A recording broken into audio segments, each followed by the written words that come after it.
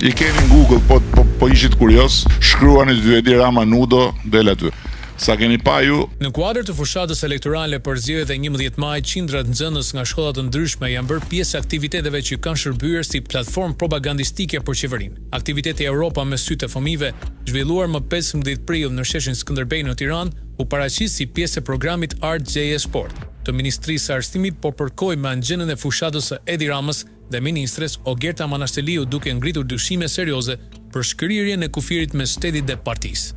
Aktivitetet do ngjashme janë mbajtur dhe në qytete të tjera si Durrës, Elbasan dhe Shkodër.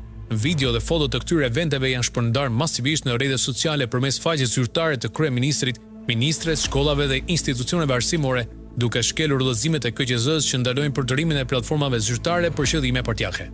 Sipas organizatës qendresa qytetare janë dokumentuar 10 raste në shkelje në shkolla, përfshirë shpërndarjen e përmbajtjeve elektorale të ministres në rrjetet sociale.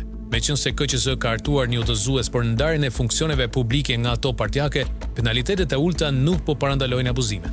Ndërkohë ka raportime për presion mbi mësuesit që do marrin pjesë në veprimtari partijake. Premtimet për kredi me interes zero dhe rritja rrogash konsiderohen si mjete të qarta elektorale që shfrytëzojnë nevojat e mësuesve për përfitim politik. Sindikatët paralajmërojnë se kjo praktikë dëmton rënd besimit tek sistemi arsimor dhe autonominë e tij.